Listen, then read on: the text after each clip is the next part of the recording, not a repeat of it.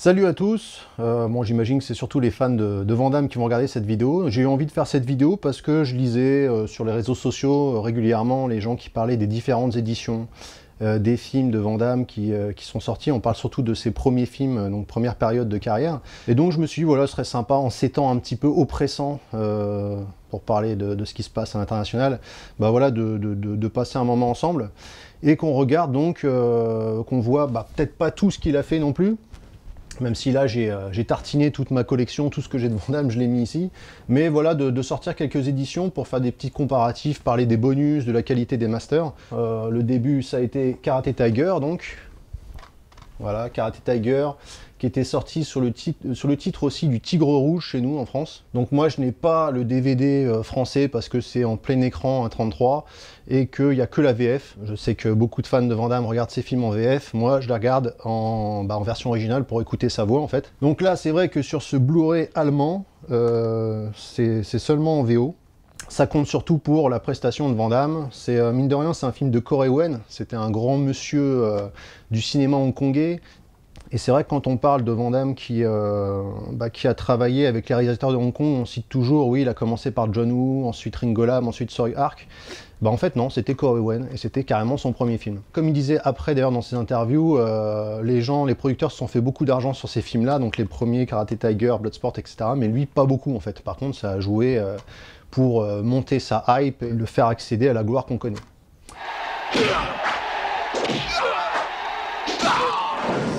Un des films les plus connus de la première période de carrière de Van Damme, c'est Full Contact, qu'on a eu donc dans un double programme avec Black Eagle, l'arme absolue. Sauf que Full Contact, il est en HD, le master est très propre, mais pour des raisons qu'on ne comprend pas, c'est la version écourtée du film.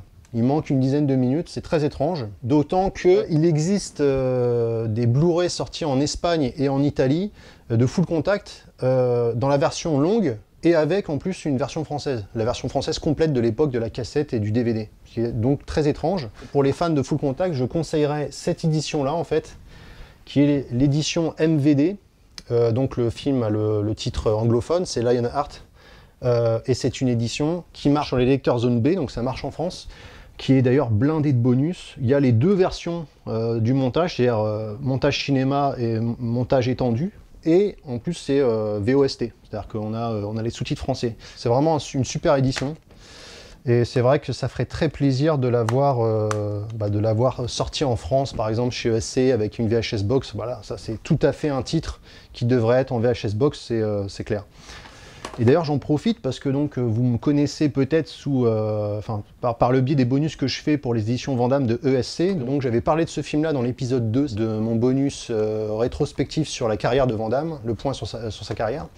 Et que je parlais de Full Contact en disant qu'il avait un peu moins bien marché au box-office que les films précédents. C'est pas vrai en fait, je m'étais trompé. J'avais lu ça dans un magazine. Je ne sais plus lequel, et surtout quand j'ai voulu rechercher après, je n'ai pas remis la main dessus, je sais pas, peut-être que c'est l'âge, je deviens à moitié sénile. Donc voilà, c'est mon mea culpa. Et en attendant, Lionheart, la meilleure édition pour moi, c'est celle-ci, c'est l'édition MVD, qu'on trouve sur internet, qui coûte un peu un bras d'ailleurs. Filmé par webcam chez eux, on a Van Damme qui parle du film, on a Sheldon Lettich, on a le producteur Eric Carson, qui avait aussi réalisé Black Eagle, qui nous explique justement qu'il y avait un contrat de 2 films, donc avec Black Eagle, ensuite ça a été Full Contact. Etc., etc. Vraiment, il y a énormément de choses. C'est vraiment une super édition.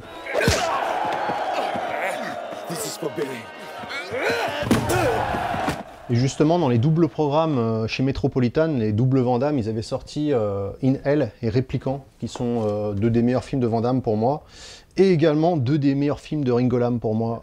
Le prochain thème de l'épisode 8 que je vais faire dans pas longtemps pour ESC, qui sera sur donc l'édition de Coup pour Coup.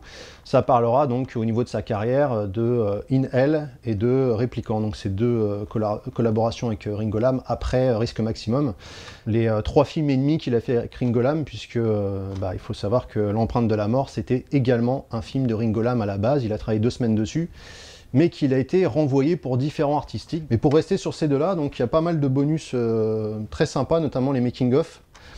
Mais j'ai quand même conservé les DVD de ces éditions qui étaient sorties début 2000 parce qu'il y a des bonus qui n'ont pas été reconduits sur les éditions Blu-ray, notamment répliquant, il y a la fameuse interview qui a coûté très cher à Van Damme en France, c'est l'interview Aware. Il y a les storyboards aussi, des petites séquences storyboardées, donc c'est sympa, donc je l'ai gardé. Et in Hell, il y a un spécialiste de la Russie, notamment des prisons russes, pendant 20 minutes, et c'est assez intéressant en fait, parce qu'il parle du film, du réalisme du film, la corruption, etc. Il rentre dans les détails pendant 20 minutes, et c'est plutôt pas mal. Et il y a aussi Christophe Chanclot, le défunt Christophe Chanclot, qui parle du film, d'ailleurs il en parle très bien dans In Hell. Et c'est marrant parce qu'il a été réinterviewé en HD, parce que ça c'était en SD, c'est pour ça qu'ils n'ont pas copié-collé les bonus sur l'édition Blu-ray. Et donc sur In Hell, il reparle du film, mais on le sent un peu moins enthousiaste. Il parle très bien des répliquants, mais après il dit voilà c'est bien In Hell, mais c'est vrai qu'il n'y a pas le même matériau de base au niveau scénaristique, etc. Alors que moi je trouve que le scénario de In Hell, il est juste nickel. Il est implacable. Voilà, c'est vraiment un scénario que j'aime beaucoup, et j'aime beaucoup comment les personnages sont travaillés dans In Hell. C'est vraiment un univers très dur, c'est facilement dans le top 10 donc, ouais, de Van Damme pour moi, répliquant aussi. Et c'est également le top 10 pour moi de Ringo Lam. Et Ringo Lam, je suis pas le mec qui connaît juste les 3 Van Damme qu'il a fait avec lui. Hein. Je connais vraiment bien sa carrière, j'adore ce réalisateur.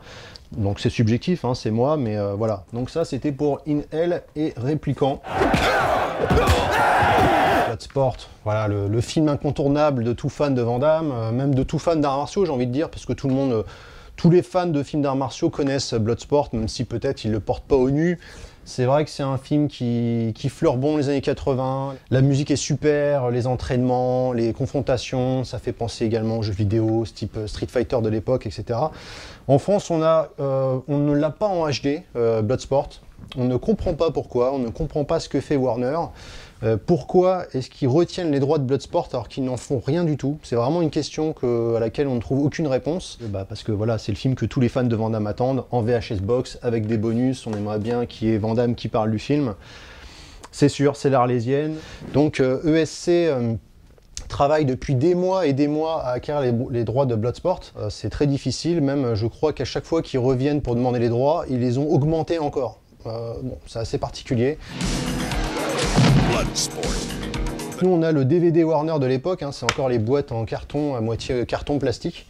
C'est une qualité SD, donc on a effectivement VF, VOST, on n'a aucun bonus, c'est quand même dommage. Alors pour ceux qui voudraient, il y a quand même Bloodsport en HD, qui est sorti chez Warner, donc c'est un Blu-ray qui se lit sur n'importe quel lecteur, donc en France ça fonctionne aussi.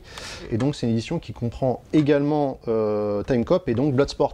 Donc Time Cop, c'est un film aussi qui est dans le même cas, c'est-à-dire jamais sorti en Blu-ray. Et là c'est pas Warner, c'est Universal, donc jamais sorti en Blu-ray en France, c'est très étrange.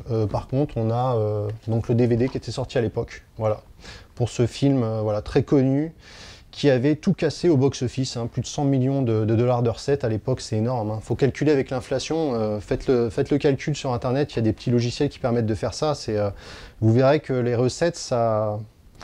Van Damme, c'était vraiment pas n'importe quoi à l'époque, hein. Ça faisait rentrer beaucoup d'argent pour tout le monde. C'est pour ça que quand il nous raconte son anecdote du fait d'avoir voulu négocier à la hausse son contrat tendu sur un plateau d'or, hein, par Universal, ouais, on peut comprendre parce qu'effectivement, ces films cassaient la baraque en fait. Donc il n'y avait pas de raison, il n'y avait vraiment pas de raison qu'il se contente de ce qu'on lui donnait. Voilà. Tout le monde gagne plus d'argent, bah moi aussi j'ai encore envie de gagner plus d'argent. Voilà. Ça n'a pas fonctionné malheureusement, c'est comme ça.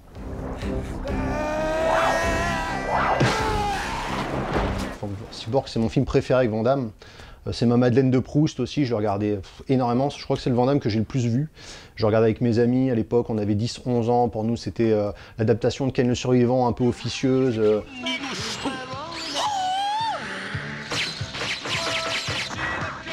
On était fans, quoi. On était fans de ce sadisme à l'italienne, de ces paysages dévastés comme dans Ken le Survivant, comme dans Mad Max 2 qu'on adorait, etc., qu'on adore toujours d'ailleurs. Et donc voilà, j'ai travaillé avec ESC parce que je suis arrivé un peu dans les valises quand ESC s'est proposé d'aider en coédition Cyborg avec donc Colin de Lionheart. On savait pas trop quoi faire comme bonus et moi j'avais dit, moi j'apprécie le travail d'Albert Pyun, ce qui fait souvent marrer les gens d'ailleurs. Ouais, j'avais dit, ce serait sympa de faire un bonus sur Albert Pyun parce que personne n'en a jamais parlé, tout le monde s'essuie un peu les chaussures sur lui et moi j'aimerais bien en parler, il y a des choses intéressantes dans sa filmo. Et il m'avait demandé, c'était Mathieu, que je salue au passage, de chez ESC, combien de temps tu penses que ça durait? Moi, je m'étais dit, je sais pas, 10 minutes. En fait, le premier montage faisait 1h15, donc j'ai coupé énormément pour en arriver à un bonus de 30 minutes sur la carrière d'Albert Pyun. Et il y a d'ailleurs, je crois, bien 10-12 minutes sur Cyborg, où là vraiment j'ai donné toutes les anecdotes que je connaissais sur le film, la pré-prod, le tournage, la post-prod, les 2 montages, etc. La VHS Box que je trouve vraiment, franchement j'adore. Illustration de Laurent Melki pour l'occasion, vraiment très belle édition. D'ailleurs il faut savoir que ça a posé problème, hein, parce que quand le projet est arrivé, que l'équipe de SC a aidé à sortir le film, en fait ils se sont rendus compte que MGM ne voulait pas qu'on invente nous-mêmes une affiche. Donc en fait, Laurent Melki qui venait de terminer son affiche, il était question qu'elle reste dans les placards. Et donc c'est en jouant sur le fait, oui mais là ça va être que pour la VHS Box, c'est en édition très limitée, parce que c'est sorti que à 500 exemplaires, hein, cette édition. Si vous l'avez, vous êtes un des rares chanceux. Et du coup c'est comme ça que ça a pu sortir, mais sinon c'est pour ça que par exemple le Blu-ray et le DVD c'est la fiche originale MGM, parce que MGM n'a pas du tout validé le fait, non pas qu'ils aient trouvé que c'était de mauvaise qualité, hein, mais c'est qu'ils n'ont pas aimé ne pas être inclus dans la boucle dès le début en fait. On a une fausse cassette, voilà. Cyborg, et dedans donc à chaque fois on a le poster recto verso du film, donc là on a justement l'affiche du film et de l'autre côté le travail de Laurent Melki, l'affichiste, le célèbre affichiste français. On a des photos d'exploitation, on a un petit ce qu'on appelle un leaflet, c'est ce qui annonce le sommaire en fait de ce qu'on trouve dans cette édition. On a à chaque fois un bouclet, un petit livret. Et ben là, c'est la bande dessinée du film, qu'un ami que je salue au passage, Jérémy Beaujoin, m'avait offert à l'époque, il l'avait acheté, donc elle est dans ma collection, je sais pas où. Ils ont reproduit cette bande dessinée donc en livret, et ils ont tout traduit, hein, tout est traduit. D'ailleurs, il y a une partie du dossier de presse qui est restée par contre en anglais, mais c'est très intéressant quand vous voulez en savoir plus. On a un petit magnète, enfin un gros magnète même, qu'on peut mettre sur le frigo, et puis donc on a DVD, Blu-ray, voilà. Franchement, c'est une super édition. Moi, je suis très fier d'avoir participé à cette édition, parce que, encore une fois, j'ai énormément d'affection, d'amour pour Cyborg. Et j'ai eu l'infini honneur d'avoir mon court-métrage Point Zéro en bonus de cette édition. Donc, j'ai toujours le DVD qui était sorti en France. Donc, voilà, un DVD avec un petit livret très sympa. D'ailleurs, il y avait des notes de production. On apprenait des choses à l'époque sur comment ils électrifiaient les armes pour que ça fasse des étincelles, ce genre de trucs. Donc le film est nu, il n'y a rien d'autre. Et d'ailleurs, j'ai jamais compris pourquoi il n'y avait pas de sous-titres français sur cette édition. Du coup, voilà, quand on veut le voir en VO, il n'y a pas de sous-titres français. Donc après, qu'est-ce que j'ai? Donc ça, en fait, c'est un truc, si je me souviens bien, c'était un DVD en 2011, puisque je suivais Albert Pyun sur les réseaux sociaux. Et à un moment donné, il disait, ouais, vous pouvez acquérir ma version du montage de Cyborg en cliquant sur ce lien avec PayPal, etc. Et en fait, du coup, on se faisait envoyer la version, ce qui était un peu étrange, hein, parce que je pense pas qu'il avait les droits de cette version, mais bon. Bref, toujours est-il qu'en grand fan de Cyborg, je me suis pas fait prier pour l'acheter, et donc en fait, Pyun disait même, pour un peu appâter le chaland, voilà, vous avez votre version de Cyborg que je vais vous dédicacer, donc donnez-moi votre nom, etc. Donc j'ai donné mon nom, sauf que je n'avais pas PayPal à l'époque, et c'est ma sœur qui a donc fait le virement PayPal, et du coup j'ai une très belle dédicace de Mathilde, c'est le prénom de ma sœur, je vous souhaite une excellente carrière dans le cinéma. Voilà. Donc ma sœur est très heureuse, hein, parce que bien sûr c'est une grande fan de Cyborg. Non, je rigole, elle connaît même pas le film.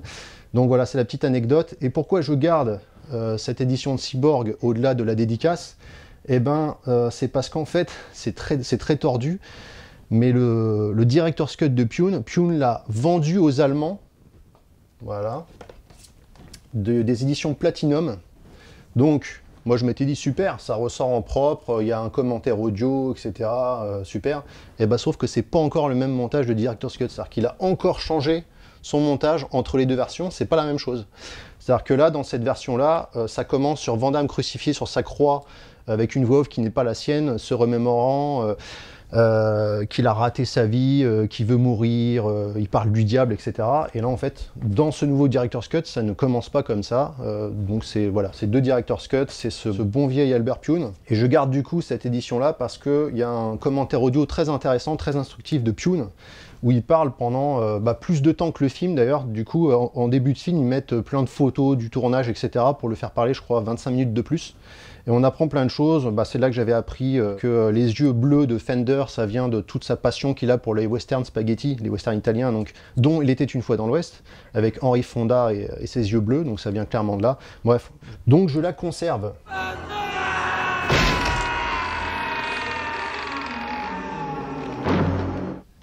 Donc ça c'était le premier projet pour lequel j'avais travaillé avec ESC, Lionheart et ESC. Après donc je suis resté chez ESC, mais faut savoir qu'avant moi ils avaient travaillé sur Double Impact. D'ailleurs je suis un peu triste de ne pas avoir pu travailler dessus parce que bah, forcément j'y suis attaché, hein, un film que j'ai beaucoup regardé dans mon adolescence également. L'amour de Van Damme pour Hong Kong, pour la ville, donc comme on sait il a beaucoup de ramifications entre Van Damme et Hong Kong, je ne vais pas toutes les redire, j'avais redit dans l'épisode 2 je crois de ma rétrospective Point Carrière. Et voilà, donc il filme à la hongkongaise, c'est Sheldon Nettich, c'est sûr, c'est pas John Woo, mais c'est un artisan qui fait de son mieux, et on a pas mal d'actions qui fonctionnent. Moi j'aime beaucoup le personnage de Bolo Yeung, j'aime bien le combat final Bolo Yeung-Van Damme. Là on est dans la première partie de carrière de Van Damme, hein, donc on parle beaucoup des combats. On se rend compte que plus le temps passe, et on cite les combats, mais on va citer aussi des aspects scénaristiques, le jeu d'acteur de Van Damme, etc. Alors qu'au début de sa carrière, bah, on parle forcément de l'action, des cascades, des fights, du côté arts martiaux, etc. Je l'ai déjà dit, voilà, si vous suivez ce que je fais un peu pour ESC. Donc Double Impact, c'est une super édition également. Toujours, moi j'ai la chance d'avoir les VHS Box, j'aime beaucoup. Double Impact, il y avait toujours la même chose, donc le poster recto verso. Et on avait le KO Mag. Et le KO Mag, c'est écrit par Mark Toulek, que je ne connais pas personnellement, même si je l'ai eu quelques fois au téléphone. Mais Mark Toulek, par contre, je le connais par sa plume depuis que je suis petit, puisqu'il écrivait dans Mad Movies, dans Impact, dans Ciné Live, dans tous les magazines de cinéma que je lisais. Et voilà, c'est lui qui écrit les KO Mag. Et franchement, sa plume, on la reconnaît tout de suite. Il a une façon d'écrire, même de retranscrire les interviews, on sait tout de suite que c'est lui. J'aime beaucoup. Et bah, comme c'est un monsieur qui est dans le game, on va dire, depuis très longtemps, en fait, il ressort ses interviews de l'époque, ou alors, où il complète avec de nouvelles interviews des réalisateurs, des acteurs, etc. Et à chaque fois, franchement, ces petits livrets-là, je les trouve super. Voilà, je suis très fan de ces livrets-là. Et par exemple, pour montrer que c'est pas quelqu'un qui a un poil dans la main, il y a tout un dossier sur les clones de Van Damme, on va dire, c'est-à-dire les Jeff Speakman, Jeff Wincott, Don Wilson, Billy Blanks et compagnie. Et il y a un dossier donc là-dessus. Et moi, quand j'avais lu ce petit livret, je me suis dit, ouais, il va faire un copier-coller d'un dossier qu'il avait fait pour Ciné Live à l'époque. Je m'en souviens très bien et j'ai encore ce Ciné Live d'ailleurs chez moi. Et en fait, non, il a tout réécrit, il a tout réactualisé. Donc c'est pour montrer que vraiment, voilà, c'est du travail de fond que j'apprécie beaucoup. Voilà, ça fait toujours plaisir pour le cinéma d'action et d'arts martiaux parce que souvent, c'est un type de cinéma qui est dévalué, qui est regardé de haut. Et là, avec des éditions comme ça, en fait, c'est valorisé. Voilà, c'est complètement valorisé. Et là, on a quand même 2 Blu-ray, un DVD derrière. Franchement, pour moi, c'est la meilleure édition du film à l'international. Il y a énormément de bonus. Il y a un super documentaire rétrospectif en 2 parties. Ça fait, je crois, 2 heures en tout. Bah, en fait, c'est le même système que ce que je vous disais tout à l'heure pour Lionheart. C'est le même documentaire. Je crois que d'ailleurs, c'est le même producteur-réalisateur. Et c'est vraiment super. Un des films les plus cultes de Van Damme, c'est Kickboxer. Donc ça, je crois que c'est le premier Van Damme qu'ils ont sorti chez ESC, Kickboxer. C'est une très belle édition. Hein. Et déjà, il y avait un poster. Et il y avait un livret qui n'était pas de Mark Toulek, là, mais qui était donc du défunt Christophe Chanclot, qui était un grand fan de Van Damme. Donc on a une très belle édition. On a Van Damme dans une interview que je trouve très sympa, qui lui ressemble beaucoup, dans une salle de gym à Bruxelles, je crois. Enfin, en Belgique, du moins. Où en fait, voilà, tu sens qu'on lui pose des questions, mais qui parle, lui, dans ce dont il veut parler, c'est très sympa. Voilà, donc, et très beau master pour Kickboxer, ça permet vraiment de le réapprécier. C'est vraiment un film très très sympa, c'est comme on appelle des feel-good movies, moi je trouve. C'est-à-dire qu'il y a une musique, il y a une ambiance, il y a une naïveté dans le bon sens du terme, et c'est quelque chose qui s'est perdu complètement de nos jours en fait. Voilà pour Kickboxer, donc un des films les plus cultes de Van Damme, Tong Po, etc. L'entraînement. Est-il besoin de revenir en détail sur ce film? Petit bémol, donc, il n'est pas sorti en VHS Box à l'époque, hein, ils n'avaient pas encore eu l'idée, puisque le deuxième qu'ils ont sorti, c'était Double Impact, et là, ils ont lancé la VHS Box ESC. Je pense que ça va se faire. Et d'ailleurs, ce serait sympa, je serais très honoré de pouvoir refaire un petit bonus s'il y a une ressortie.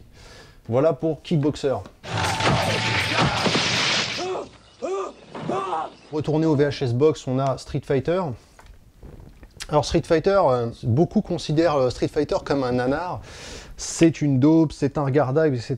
Bah, c'est marrant parce que c'est un titre qui se vend extrêmement bien. Comment ça se fait si c'est un tel nanar? Depuis qu'il est sorti en VHS à l'époque, c'est un carton en vidéo et c'est un film dont les droits sont très difficiles à obtenir. Je ne vais pas rentrer dans les détails. C'est les secrets de travail de SC, et qu'ils ont eu Street Fighter que pour un temps donné, sachez-le. Donc je serai vous, j'attendrai pas trop, si vous appréciez le film, pour acquérir le film. Voilà.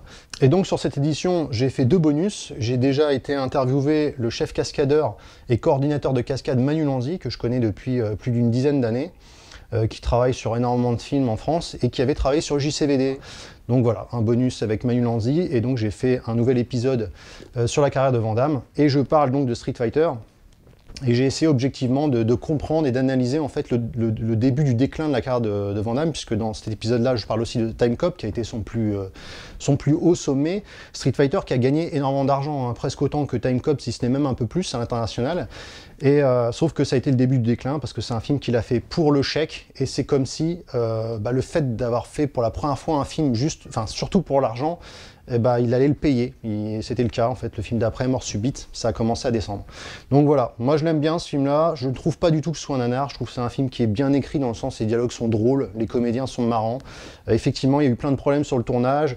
Effectivement, tout ce que vous voulez, oui, c'est pas la vraie bonne adaptation du jeu. Dans ces cas-là, c'est vrai qu'il faut regarder le dessin animé, l'animé qui est sorti à la même époque d'ailleurs, produit par Capcom également. Mais moi, c'est un film que je trouve très sympathique. Colonel, on arrive à les contenir, mais il y a des embuscades à tous les niveaux. Et pas de traces de bison. Une autre édition qui vaut le coup, c'est les Universal Soldier, qui sont très connus. C'est peut-être c'est un des films les plus connus avec Van Damme. On a un très beau Blu-ray chez Studio Canal avec pareil des making-of d'époque, la fin inédite, etc. Il est ressorti en 4K, je n'ai pas le 4K.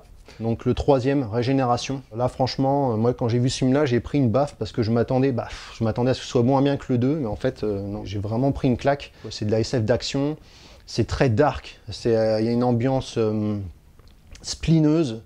Van Damme, il joue le même personnage, Luc Devreau, mais il est instrumentalisé, c'est un instrument de l'armée, il n'a pas envie d'aller combattre, mais il est forcé de le faire.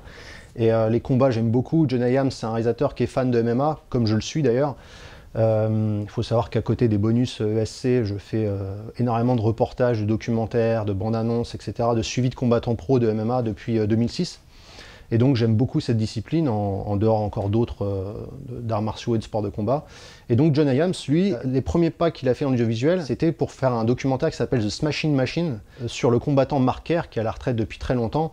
Et c'est un documentaire, je vous engage à le regarder vraiment, parce que pour moi c'est le meilleur documentaire, avec un autre qui s'appelle Rites of Passage, Combat Extrême, c'est sorti en France sous le titre Combat Extrême. Et donc The Smashing Machine, c'est vraiment brillant.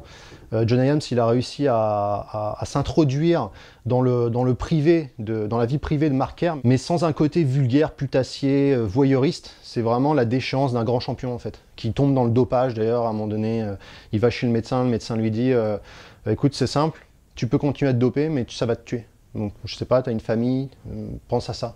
Et on voit le mec qui rentre chez lui, il prend des sacs poubelles, il met toutes ses seringues et tout dedans, il les met à la benne. C'est vraiment un super documentaire. Pour moi encore, c'est le meilleur des documentaires faits. Il a été fait vraiment début 2000. Il y avait encore le Pride, pour ceux qui connaissent. C'était la plus grande organisation de MMA mondiale, c'était au Japon. Et c'était une des stars du Pride à l'époque. Bref. Donc John Hyams et le MMA, il connaît très bien. Et donc, il a intronisé du MMA et du combat très très dur, très cru dans cet Universal Soldier. Pour moi, il a complètement réinventé la formule. Et je me permets de dire, et je le pense vraiment, que le cinéma d'action, même global, général, il l'a fait monter vraiment d'un cran, avec ce petit film sorti, enfin ce petit film par le budget, sorti directement en DTV. Vraiment, c'est un film à voir.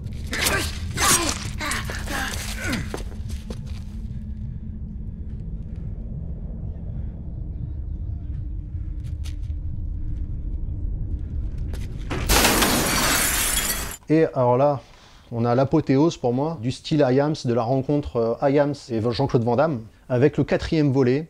Et à chaque fois, ça fait rigoler les gens quand je dis ah ouais, t'es fan de cinéma d'horreur? Ah, t'es fan de cinéma de science-fiction, d'arts martiaux, d'action? Bah regarde le 4e volet d'Universal Soldier. Les gens me regardent, ils disent tu crois qu'on a que ça à faire? C'est pour moi un véritable bijou de ce qui est sorti ces 10 dernières années, clairement.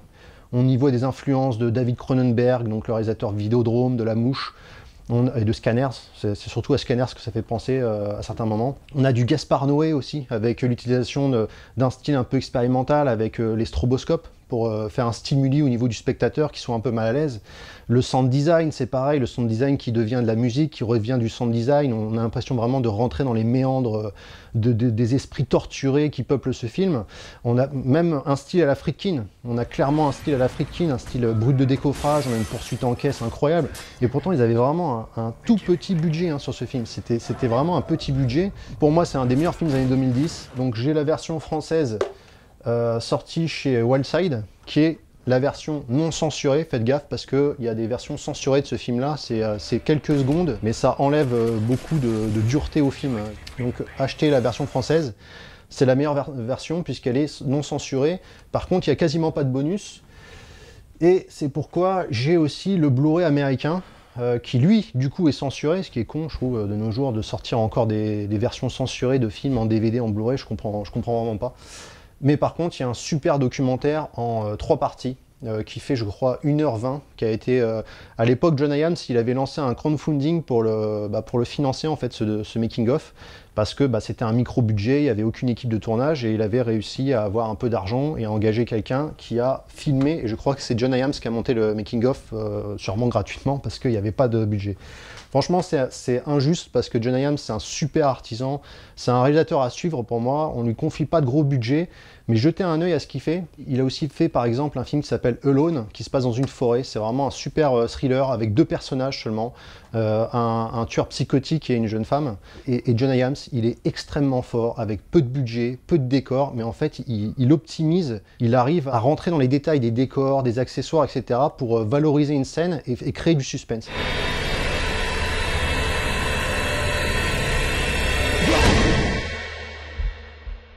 Et bon, à côté, j'enchaîne sur Double Team. Double Team, c'est voilà, ça c'est le DVD. J'ai toujours la cassette que j'ai jamais voulu revendre. De toute façon, ça se rachetait à plus rien à l'époque. Voilà, j'ai toujours la VHS de Double Team. Ça a été la générosité et l'inventivité de ce film-là qui m'ont fait tomber complètement amoureux. Quand on me demande, ouais, pour toi, quelle est la meilleure adaptation d'un comics, quel est le meilleur film de super-héros, en fait je dis Double Team, on me dit bah, qu'est-ce que tu racontes, mais pour moi c'est officieusement c'est un film de super-héros avant l'heure, avant que ça n'explose avec X-Men en 99-2000 si je me souviens bien.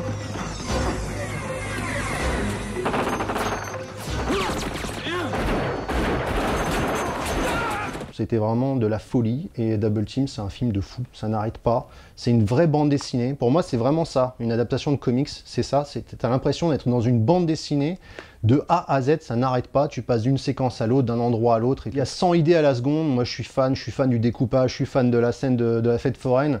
Je m'étais même amusé à la redessiner case par case, cette scène-là, tellement j'étais fan. J'avais restoryboardé en fait la scène, tellement il y avait des choses et je me disais, attends, je vais prendre le temps, je vais faire des pauses, je vais dessiner le truc pour comprendre essayer de comprendre comment est-ce qu'ils ont mis en scène cette séquence. Et d'ailleurs, je suis tellement fan du film qu'il faut savoir, mais ne le répétez pas, que ça a été le sujet de mon mémoire de fin d'études de cinéma. Voilà, ce qui a fait un petit peu sourciller mes profs. Voilà, c'est pour vous dire combien j'aime ce film. Et pareil, donc VHS Box, fraîchement sorti chez ESC. J'ai fait l'épisode 7 de la rétrospective de carrière de Van Damme. Par contre, si vous voulez avoir l'épisode qui parle de Double Team, de Tsuark et de Piège en Hong Kong, en fait, c'est sur l'épisode 6 qui est présent dans l'édition de Cavale sans issue, qui est un film que j'aime beaucoup de Van Damme. On en parle souvent, enfin très peu souvent de ce film-là. Pareil, si je dois faire un top 10, il y a Cavale sans issue dedans. J'aime beaucoup l'ambiance. Alors pour le coup, ça n'a rien à voir avec Double Team. On a 2 ambiances différentes. Et j'aime beaucoup l'ambiance apaisante de Cavale sans issue, comme j'aime l'ambiance frénétique et bande dessinée.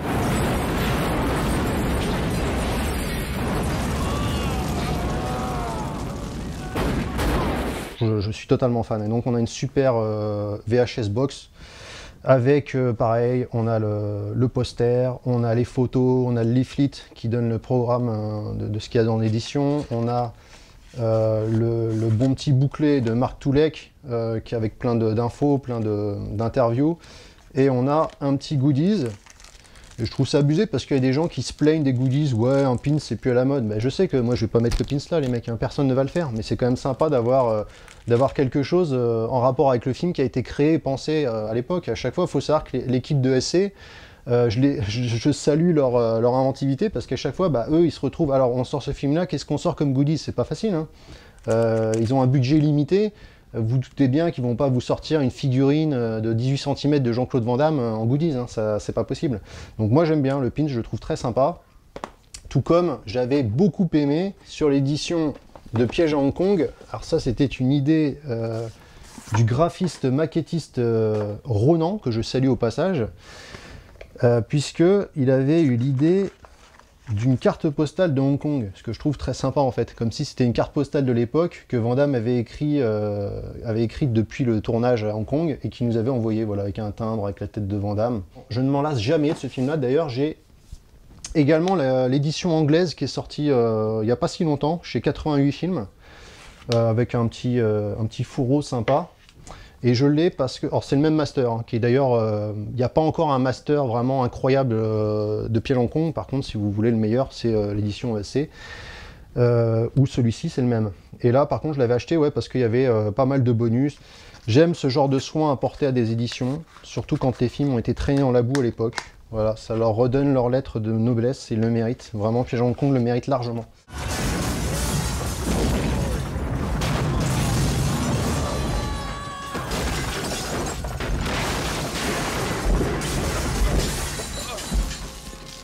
Donc on enchaîne avec JCVD, une très belle édition pour un des films les plus intéressants avec Van Damme, de Mabrouk El Mechri. Un film méta, comme on dit, c'est-à-dire à moitié la réalité, enfin à moitié de la vie de Van Damme, c'est Van Damme dans le film, et à moitié de la fiction, ça marche très très bien.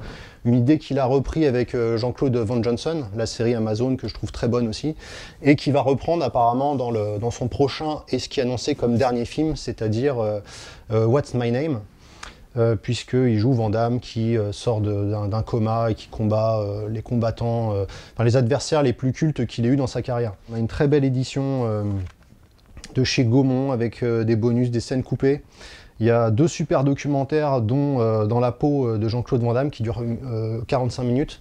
Le seul regret que j'ai sur cette édition, c'est qu'il n'ait pas mis l'espèce de vidéo teasing qu'ils avaient fait, qu'on trouve sur internet de très mauvaise qualité, où en fait c'est une espèce de faux casting auquel se rendait un Van Damme un peu hébété. Comment ça, on fait un film sur moi, et dans le casting, tous les faux acteurs qui se présentent pour jouer le rôle de Van Damme, c'est des mecs qui n'ont aucun physique en rapport avec Van Damme. Il y a un vieux asiatique, il y a un mec en surpoids, etc. Et franchement, c'est très drôle, ça annonçait très bien le film.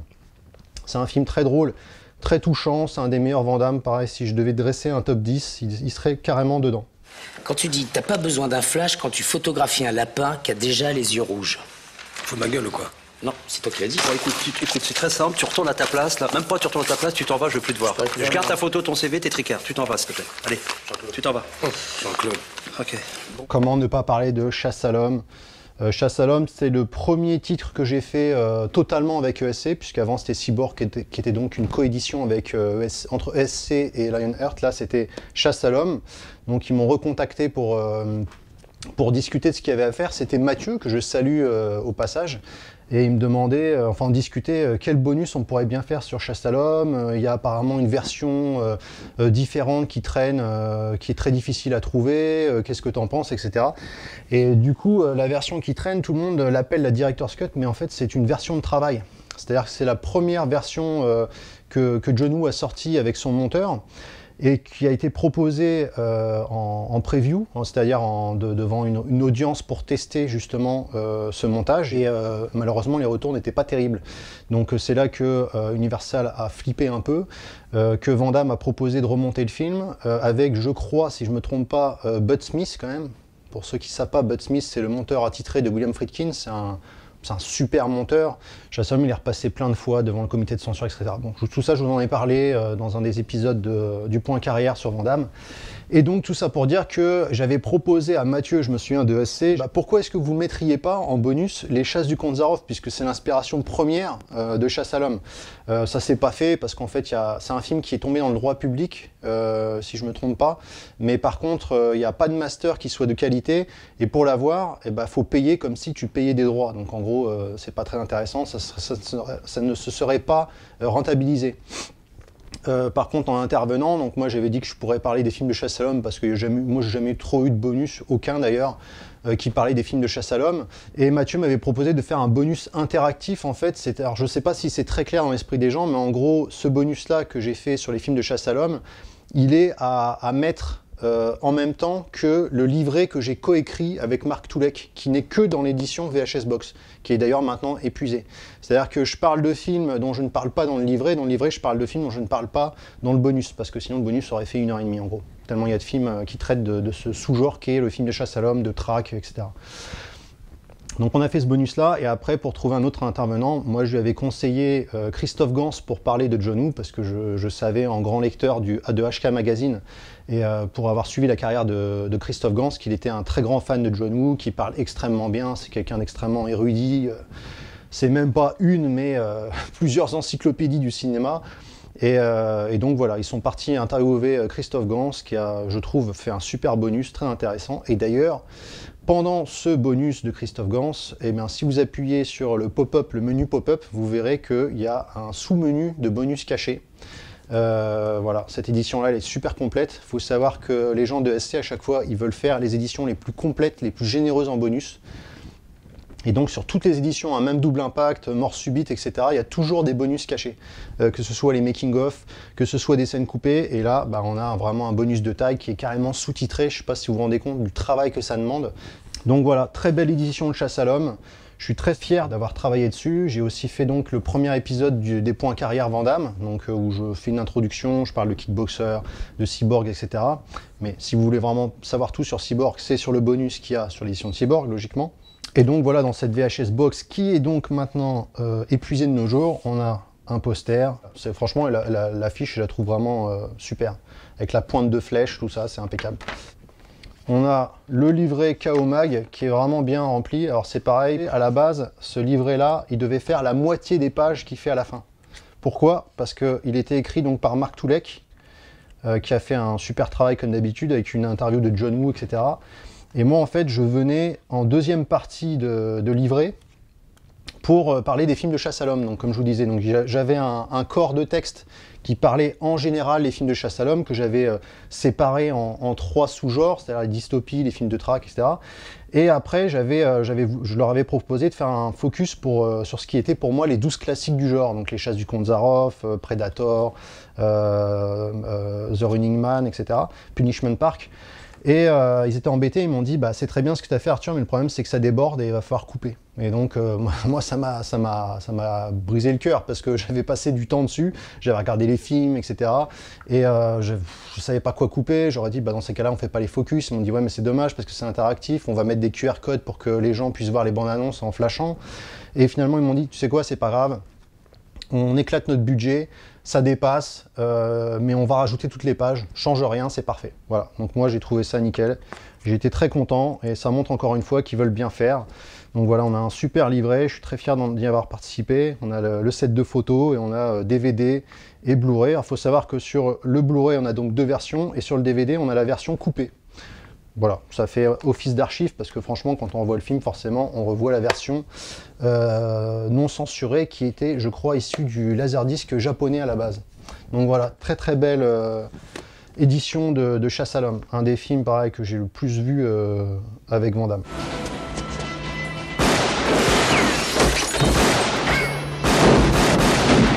Risque Maximum, qui est un film, on va dire, bâtard, un film qui a été un peu charcuté par la production.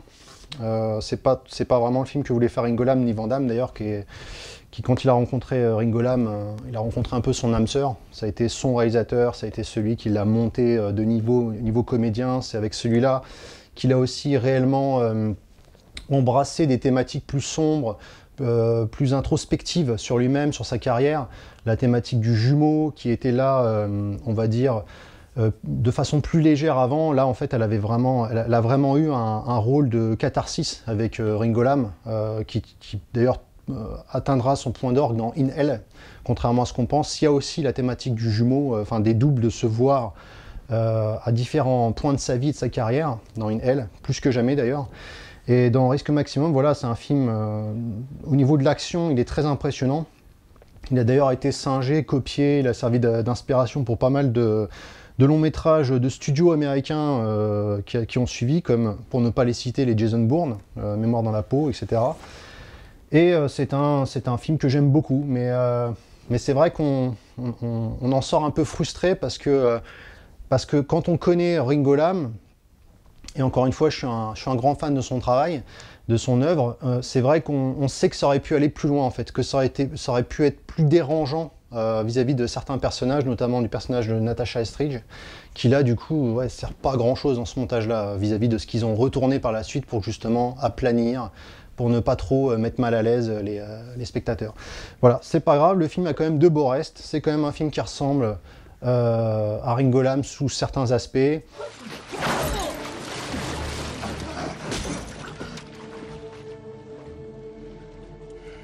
Notamment du personnage qui est torturé, qui n'est pas serein. Et c'est un très bon film dans la carrière de Van Damme, qui monte d'un niveau dans son jeu d'acteur. Et c'est une très belle édition de SC à nouveau. On a le poster. On a toujours le livret rédigé par Marc Toulek, avec une interview de Van Damme de l'époque. Je me souviens que j'avais lu dans Impact. Et que là, bah, on a en version plus développée. Et on a toujours les anecdotes à la fin, on a le petit leaflet. Pour cette édition, j'avais fait l'épisode justement qui parlait du grand tournoi, de mort subite et de risque maximum. Et voilà, j'avais fait un portrait de Ringo Lam. Et j'avais aussi rendu un hommage à mon père qui était décédé quelques jours avant le tournage de ce bonus. Voilà, donc c'est une édition, je suis très fier, très heureux d'avoir pu y participer. Et encore une fois, c'est une VHS box qui rend vraiment bien dans une vidéothèque. Lâche-le, fous-lui la paix. Du calme, vieux. Encore une fois, je ne vais pas tout faire, mais pour finir, je vais sortir l'édition de Coup pour Coup, puisque c'est le prochain Van Damme à sortir chez ESC. Donc Coup pour Coup, il est sorti en DVD MGM. Donc c'est un DVD respectable, il n'y a aucun bonus, mais le film est au format, il y a la VO, il y a la VF. Bon voilà, on a eu une sortie Blu-ray en France, mais le Blu-ray est défectueux en fait, il marche pas malheureusement. Donc voilà, donc moi en fait, j'ai conservé ce triple programme sorti à l'étranger, en fait, qui se lit sur nos lecteurs français aussi, donc qui comportait quand même Cyborg, Double Impact, et donc Coup pour Coup. C'est un master qui vaut le détour, mais il faut savoir que ESC aurait pu sortir donc, en version francophone, donc en VHS box depuis pas mal de temps, ce master-là, et en fait ils ont patienté pour qu'un nouveau master voit le jour. C'est un master 2K qui va voir le jour, donc on va vraiment redécouvrir Coup pour Coup, et je pense que le redécouvrir de cette qualité, ça vaut le coup, parce qu'il y a un beau travail sur la lumière que n'avaient pas d'ailleurs les Van Damme précédents à cette époque-là. On a Russell Carpenter à la photographie, quand même, c'est le monsieur qui travaillera sur Chasse à l'homme, et aussi, surtout, sur les James Cameron, notamment Titanic. Il donne un côté assez fantastique, assez stylisé en fait à ce polar, à ce thriller qui se passe en prison. Voilà. Donc c'est un film que je vais prendre beaucoup de plaisir à revoir dans ce nouveau Master 2K à venir chez ESC. Voilà, en VHS box avec à chaque fois le poster, le leaflet, le petit bouclé, le livret informatif et un goodies. Qu'est-ce que ce sera? Quand ils se grattaient la tête, je leur avais dit, bah, je sais pas, mettez une mini matraque télescopique dedans ou une clé à molette. Allez, viens!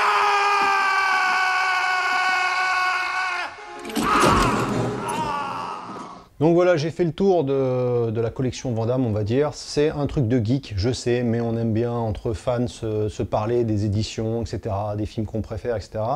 Donc vous ne me reverrez pas dans une vidéo de ce type, puisque c'est pas trop mon truc. Je crois que la dernière que j'avais faite, c'était il y a 2 ans, je parlais des films les plus flippants pour Halloween, ce genre de trucs. Mais par contre, vous me reverrez donc dans les bonus ESC, notamment les Van Damme. Donc là, je prépare l'épisode 8 qui parlera de justement les 2 Ringo Lam qu'il a fait après Risque Maximum, c'est Répliquant In Hell.